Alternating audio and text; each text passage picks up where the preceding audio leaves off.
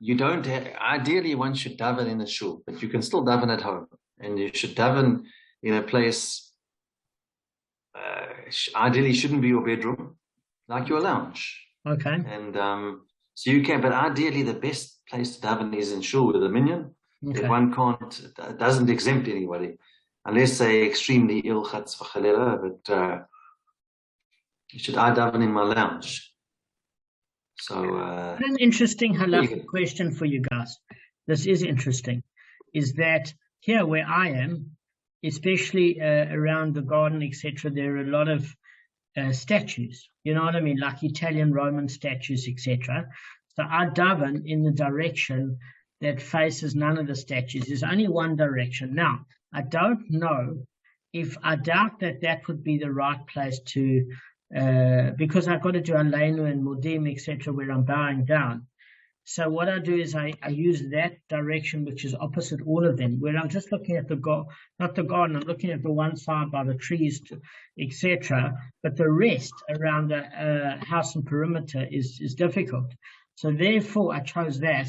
Now, I don't know what to do in that situation. Do I daven in the direction of Yerushalayim and the Kotel, or do I daven in the place where I'm not bending down to Avodah Zorah? I've chosen to daven in a place where I'm not bending down inadvertently to Avodah Zorah. Not that today we have a tava for it or any sort of lust for it or connection to it, but just as a matter of respect. Am I doing the right thing? Maybe I'm doing the wrong thing. I don't know. I think you're doing the right thing. I know somebody who was in Brazil, in Rio, and it was late afternoon, and they were visiting that statue of JC, the Corcovado, and they had to daven mincha. They daven mincha nearby there. They were with a rov, and it wasn't facing them, but it was like in the vicinity of that statue on Sugarloaf Mountain there. And what did that say? No, it wasn't a problem. He said it wasn't, as long as you're not bowing to the statue, and like if you're standing next to it, maybe it's okay. Okay, I need to find out. And in terms of direction, if you're not facing Jerusalem, I don't think it's a major deal. If you don't exactly, the main thing is to daven. I'll try to ask Rabbi Abak tomorrow. I think I'll remember. Can I just tell you something that happened to me tonight very quickly, because I've got Rabbi Abak to give me the answer on this. That's always good to have, because I know for a fact it's right. So what happened to me, Mincha was starting at 20-7. So it takes me about 10 minutes to walk there. So it's 6:30. I decide to get up to go. Starts pouring out, gushing with rain, gushing like crazy. But I looked up outside, I saw there weren't really clouds. So I knew this was like one of these rains that were going to last maybe 10 minutes, 15, 20 minutes. So I quickly did Mincha at home, right? Then when I got to Shul, they were halfway through, they were just starting the beginning of the repetition. So I listened to the repetition, just the beginning part up to Kedusha. Then I quickly did the Amidah, because I thought I did it at home by myself without a minyan, and now I'm actually there in time for a minyan.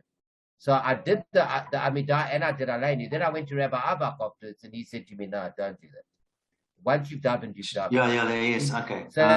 So just remember that if you daven, even though a minyan is better, if you pre-davened by yourself without a minyan, you can't redo it. But he said it is a bonus to come, if you can get there in time, to come and just sit and listen. That will give you a bonus, but you can't re-say it. And you can answer to the Kedusha, even if you davened early, you still answer the Kedusha.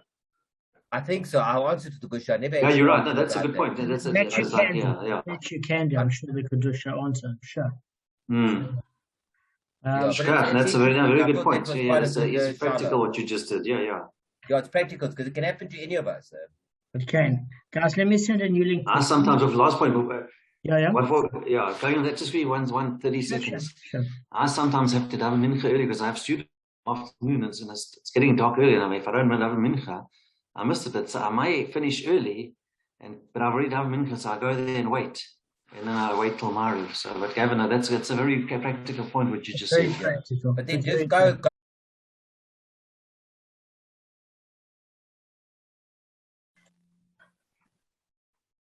All right, guys, we're starting a new Mishnah. I'm going to share my screen with you guys, and I would like Gavin to read the first Mishnah. Give me a sec. I'm going to zoom in, Gav. Don't you worry. I'm not going to expect you to read from far away. There are 3 Mishnahs. Let me zoom in the first one. Okay. Okay. Gav, you want to read it? That's fine. That's fine. That's fine. Perfect. Thank you. Okay. This Mishnah continues with the laws of Shane damage. If one piles up stacks of grain in his fellow's field without the owner's permission, and an animal belonging to the owner of the field ate them, he, the owner of the field, is exempt from liability. And if the animal was injured by the stacks, the owner of the stack is liable. But if he piled up the stacks with permission, the owner of the field is liable. Okay, so I mean, you can see that this was a discussion that we had in 47b. This isn't a oddity at all, because obviously if you don't have permission to be there, that you waiver your right to have any sort of protection on your goods left there. I mean, that's obvious. You remember Rav had a dissenting opinion from the rabbis, because the rabbis say if you leave your stuff there without permission, if the animal ate it, or the animal slept on it, then you're liable for that damage. And as far as Rav's concerned, there was a slightly different opinion, which was, as you know, that if the animal slipped on the grain, etc., there's liability. But if it ate it and became ill, the owner of the grain is liable. Why? Because, as you remember, according to Rav, not the rabbis, you can assert that the animal shouldn't have eaten it. It was the animal's choice. So the rabbis say then you're liable either way, because you had no business having goods and produce there without permission. Now we're gonna discuss a separate issue. If you read at the bottom, it said, if the animal was injured by the stacks, the owner of the stack is liable. But if they piled up the stacks with permission, the owner of the feet is liable. Gav, is your phone reaching along? No, it won't do this. Okay. It's just a WhatsApp. It won't happen again. No problem. But if he piled up the stacks with permission, the owner of the field is liable. So we're just going to discuss what are the issues. I mean, obviously, you know, the owner of the field must pay for the damage done either to the grain or by the grain. What I mean to the grain is that if as the owner, you've given the person permission to store the stuff there and the stuff gets damaged, according to the rabbinical opinion, is that you're responsible to look after it, or by the grain. In other words, the grain caused slippage and damage to your own animal, and you've given the person permission to bring it in there, you're responsible for your own animal being damaged. That's obviously the explanation from the Meiri. But we're going to discuss one issue at which is a repetition of 57b, but it does clarify a question that was left in the Gemara. Okay, so what's the question of the Gemara? Is, if you remember, the last clause of the Mishnah teaches that if the field's owner allowed grain to be stacked on his land, he assumes responsibility for the grain, even though he didn't say that he would guard it. In other words, according to the rabbis, it's implicit when you allow permission for somebody to store grain or any sort of produce in your field.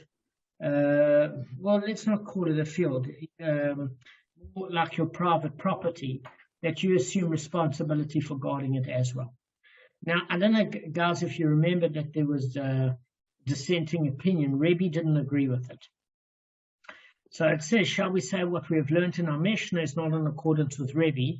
You remember in 47b, Rebbe said that basically, unless the owner of the courtyard explicitly accepts upon himself the obligation to guard the objects placed there, he's not liable for any damage occurring to them. So what does this actually mean?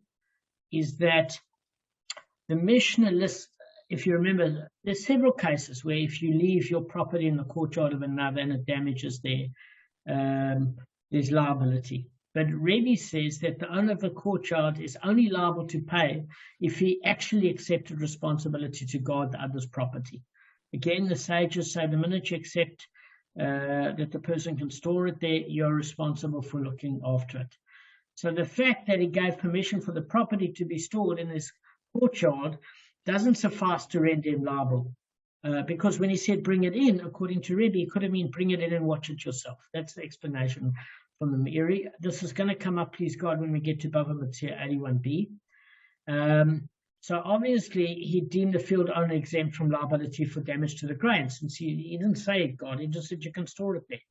Now we're learning a case where this obviously seems, this Mishnah, to be against Rebbe. But Rav Papa has found a way to reconcile it, because he said here in our Mishnah we are dealing with the watchman of the granary, who once he says to a farmer, bring in your grain, pile up the stacks. It's as though he said, bring in your grain and I'll watch it for you. So what he's saying is that this Mishnah is not necessarily a proof against Rebbe at all. All he's basically saying is that Rav Papa qualifies the Mishnah as referring to a field used by all farmers in the region for storage of their grain, meaning this is not a private person allowing you to keep your pottery there. Guys, do you remember the case of the pottery? I don't know if you remember. It was saying if you had your pottery there and it broke and a shard went into the animal's foot, you remember that whole story? It brought three examples. It brought pottery, it brought produce, and it brought another example if you brought your animal there, ox there. You remember that? It brought three different examples. So this is when you bring your produce there. So Rav Papa is basically saying, look, this is not a normal private property. This is a special storage facility for grain that all the farmers use in their fields. So when you bring the grain there, it's automatic that there's an assumption that it's going to be guarded. That's the whole essence of why you're bringing it in that particular property. So according to this explanation, the Mishnah imposes liability on the owner of the field, who is actually the one that's guarding it, because that's how he makes his money. Does that make sense? That's all. They're not in contradiction to each other. Okay, so let's go on. Let's do another Mishnah. So it's saying like, okay, so you might say, well, then what's the point of discussing this if it seems the same as in 47a and b? In other words, if it's repeated. So I had to look at it, and the commentators explained that this particular Mishnah was added without Rebbe's dissenting view to convey either that the halacha doesn't follow Rebbe, as the Gemara assumed initially, or that Rebbe agrees in this case, as the Gemara concluded, providing the context is that it's a special storage unit for produce. Okay, I hope I've explained it all right. Now, I want, since Arthur obviously is taking care of this other lady, Kev, would you mind reading the next Mishnah? Okay. All right. Read away. Damon, it's not that. My ratio is really bad. So if I put the screen on, I can't hear anything. It becomes bad. All right. I just turn the screen off so I can hear you properly. Perfect. So, okay. Hello? So, Damon, this is actually a repeat. This is a revisiting what we've learned before. Let's continue this, huh? The coal and giving the fire to a deaf. Okay, but I'll read it anyway. It's, which is interesting why they're repeating it. But anyway, from this point forward, the chapter deals with the laws of damage done by fire. If one sends fire in the hands of a deaf mute, a deranged person or minor, he, the first person, is not liable to pay under the laws of man, but he is liable under the laws of heaven. If, however, he sent fire in the hands of a person who is mentally competent and it caused damage, the competent person is liable. The Mishnah discusses a different situation. If one brought the fire and then one brought the wood and put it on the fire, the one who brought the wood is liable for any damage caused by the resulting blaze. If one brought the wood and then one brought the fire and kindled the wood, the one who brought the fire is liable for any ensuing damage. If another person came and fanned it, the one who fanned it is liable. If the wind fanned it, all of them are exempt from liability. Okay, perfect. So look, it does seem like the previous one seemed more repeat, but this is a little. Anybody with us? Looks like Damon's frozen. Yeah, it might be. I can't. It looks like he was. Oh, there you are. Damon, you froze for about 10 seconds there. Yeah, the connection is. I hope the directors of MTN. Anyway, let me not wish that. If your picture's frozen. Is it frozen? But the audio is good. Okay, wonderful. As you were. Is this better? Yeah. No, you're not as frozen. Yeah, I think. Now you know. Yeah. I think it takes up resources when I share the screen. Believe it or not, I think so. I just. It does. You know, I think to pay 1,300 Rand for this sort of connectivity is abysmal. And MTN are terrible.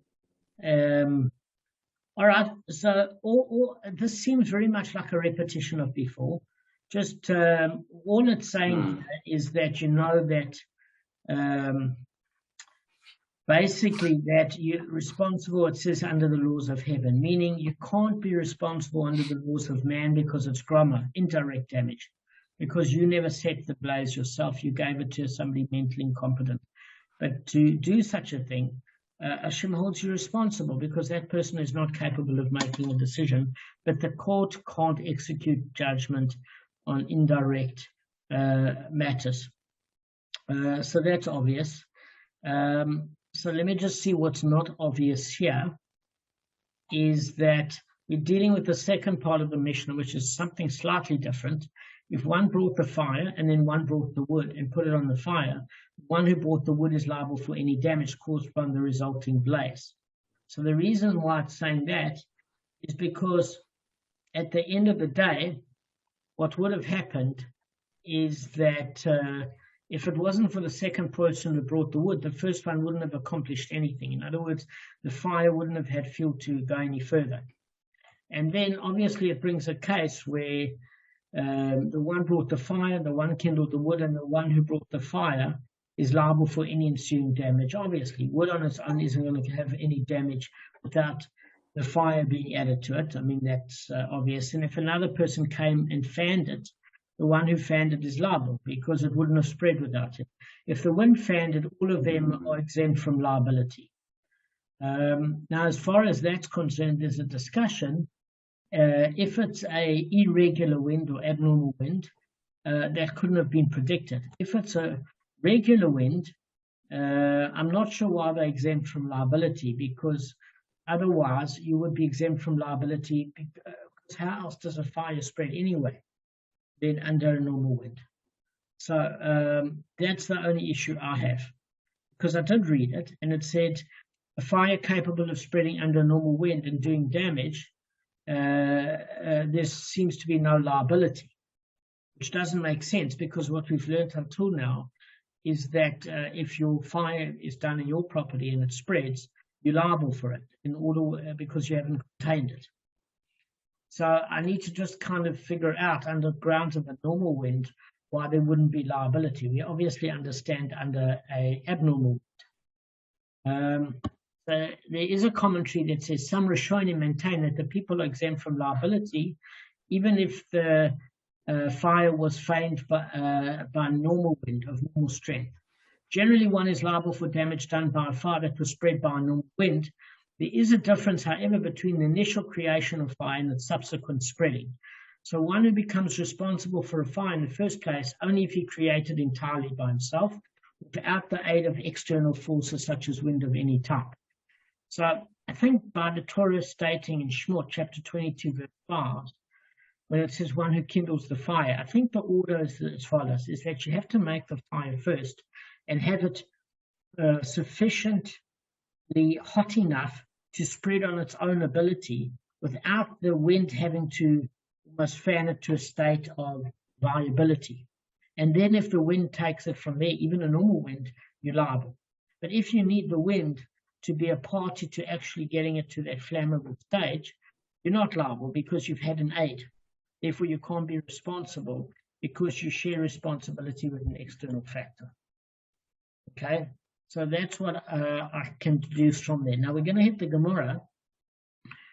And the Gemara says, the Mishnah teaches that one who hands a fire to a deaf, mute, or anybody else mentally incompetent, in other words, somebody that can't see the ramifications of their decisions, isn't liable for resulting damage under the laws of man. So the Gemara cites a dispute about the circumstances in which this ruling applies. Guys, you remember this, with Rabbi Yochanan and Reish Lakish. Reish Lakish said in the name of Chizkiah, they taught this ruling only when he handed to him the deaf mute a glowing coal, and he, the deaf mute, fanned it into a flame. Now, why is there no liability according to Reish Lakish? Mental capacity. This innocent. I don't know what the. I'm not saying that. I was wrong. Let me be more specific with my question. So I'm just going to read it and then I'm going to ask your question. This is just basically this Gemara. I don't know if it's doing Chazorah or what. So Reish Lakish said in the name of Chizkiah, I taught this ruling only when he handed to the deaf mute or mentally incompetent person a glowing coal, and the mentally incompetent fanned it into a flame. But if he handed him a flame, the first person is liable for any ensuing damage, even under the laws of man. What's the reason for liability in this case? His actions caused the damage. In other words, why is he not responsible if he handed him a coal in a box? The coal's not at that same level of being dangerous. Because it hasn't. No, because it's still. The coal hasn't been, inflamed. What is the second way you explained it? But the second option was when you handed him a coal that's already burning. So there are two choices. You hand him a flaming torch, you hand him a coal. So those who say... Okay, so a flame is already a major risk. It's already... it's a blame fire. It's a fire. It's an existing flame. It's not. Exactly. So exactly as Damon and Kevin said, is the default position of a coal is that unless you fan it into a flame, it will die out. In other words, we're not saying if you put that coal into the hand of a deaf mute because you're going to burn him. We're saying that if it's in a tinder box, which is like a metal container where it's not flammable, the coal naturally is going to die out if it's left. That's the default position, whereas an open flame is already damaging. That's how Reish Lakish explained it before. So which means that the person that actually fans it into a flame is the mentally incompetent person. So therefore, he's considered the damager because it's not ready to damage until he toys with it. And we learned in that same brisa before that if you give a mentally incompetent person a coal, a flame, according to other opinions, he's not liable either because it's indirect. Meaning you never set the property ablaze. You gave it to somebody else and they set it ablaze. Meaning that at the end of the day, there can be no agency through transgression for somebody that's mentally competent. But the problem is it's groma. Meaning you never caused the damage directly, so you're not liable in the court of law by man, but Hashem will hold you liable. So exactly, guys, at the end of the day, the coal itself, unless somebody fans it into a flame, is not a ready damager. So a flame, by contrast, is fit to damage in its present state. So accordingly, one who hands a ready flame to a mentally incompetent person has been negligent in guarding his damager. Okay? Now, there's a dissenting view. Rabbi Yochanan said, even if he handed the deaf mute to flame, he, the first person, is exempt from liability for any subsequent damage under the laws of man. What's the reason? Guys, do you remember? Just repeat it. Sorry, I lost you for a second there. You went. Okay. In other words, Rav Yochanan in this case is more lenient than Rav Reish Lakish to the primary person, because Reish Lakish says that if the mentally competent person hands it to somebody that's mentally incompetent, he's only free from liability with a glowing coal in a container, but he's not. He's certainly liable if he hands him an active flame. Rav Yochanan is even more lenient to the person that hands the mentally incompetent person a flame, because he said he's exempt from any liability for subsequent damage under the laws of man. We're not saying in Shema. Why? Why is Rav Yochanan more lenient? We've done this. But he's more lenient towards who? He's more lenient towards the mentally well person to hand it to somebody. Listen, the mental incompetent person is not even responsible under the laws of heaven because they don't know what they're doing. So we're saying, look, under the laws of heaven, believe me, even if you hired a hitman, Hashem will hold you liable, even if the court can't give that person the death penalty. The person that hired the hitman, because it's groma, it's indirect. But a mentally incompetent person is never responsible for their actions. They don't have the capacity for reason or to see consequence. So Rav Yochanan is saying, look, even if you hand a mentally incompetent person a direct flame, you're not liable under the laws of man, under the base din. Oh. Why? So why is he more lenient? Yeah, that's a good question. Any ideas? Well, listen, I know that the one that you say is the guy who handed it to him, in my opinion, is also mentally challenged. To give any, this is just a side point. I think he's totally. I would be very confused as to who the mentally competent person was, because both of them seem mentally challenged. I wouldn't give a hot coal to a, never mind the burning flame. I wouldn't give a hot coal to a thing. So that I don't understand either. How you? I think you should be responsible for giving both of them. So never mind Shemayim Hashem hold the person responsible. I can guarantee you. Yeah, I wouldn't give a competent person a fork to eat with or a knife, any cutting implement, or anything where he could poke his eye. Did you ever see that movie? Gosh, this was classic. Did you ever see this movie? Arthur, it was with Steve Martin. Maybe Arthur remembers the name. Dirty Rotten Scoundrels and Michael Caine. Okay. If you've ever seen I saw it. Where they were trying to take over those rich women or something. Yes, and he had the role, the one Steve Martin, of the mentally incompetent brother, and she says to him, "Why do you stick a cork at the end of his fork?" And he keeps trying to take his own eye out. So I remember that. It made me think of Gavin now, because you wouldn't even give a fork to somebody mentally incompetent. So the reality is, Rav Yochanan is just saying, look, it's law.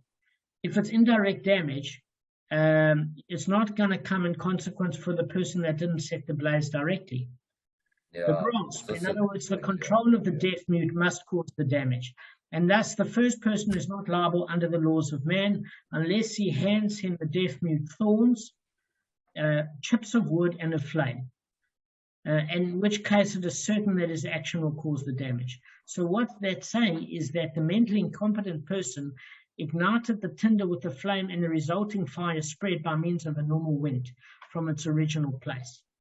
So even Rav Yochanan agrees that the first person is liable in this case because he was definitely negligent, since he made the blaze almost inevitable by handing the deaf mute a ready flame tinder as though he set the blaze himself.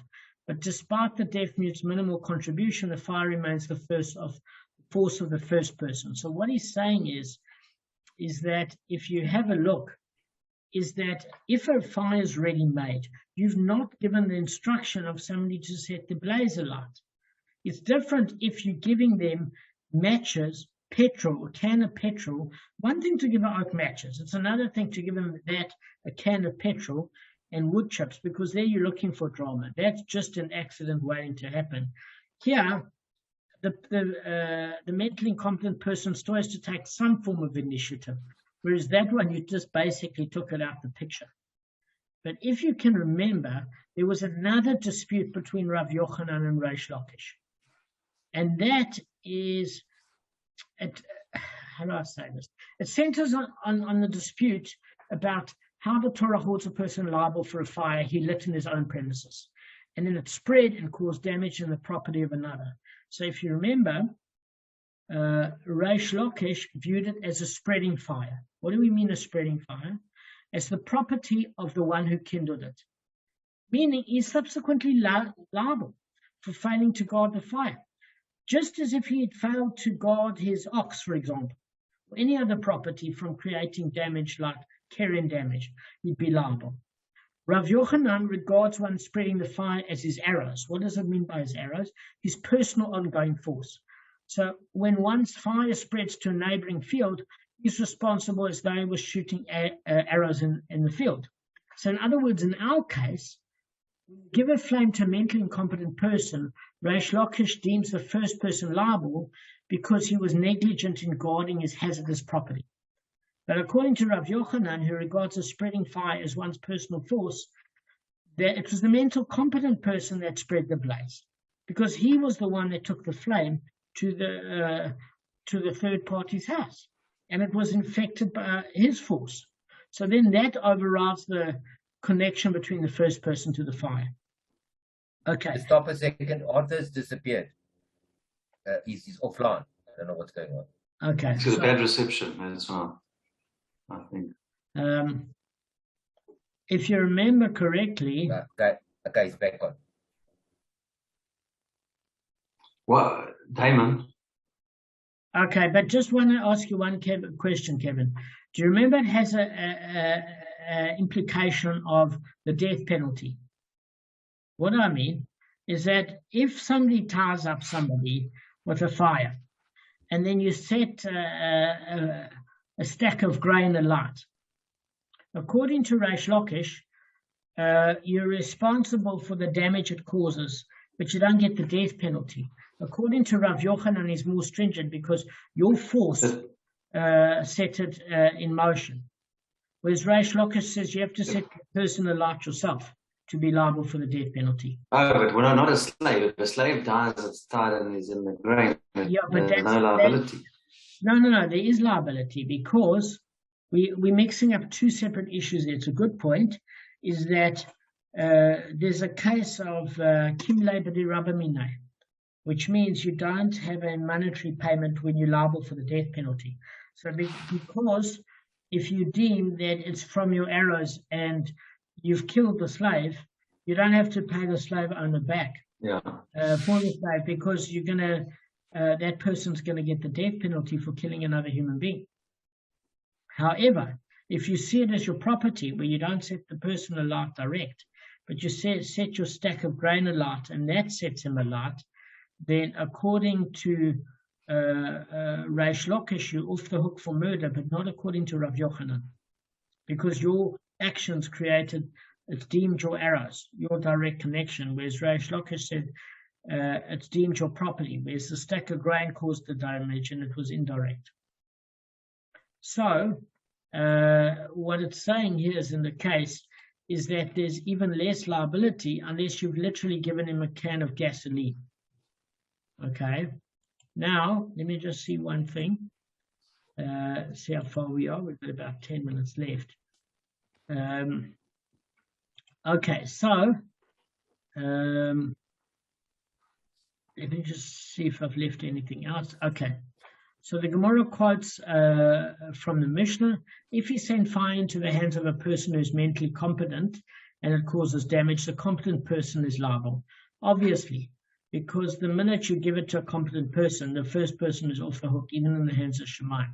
So the Mishnah later dealt with a case where somebody fanned a fire into a damaging blaze.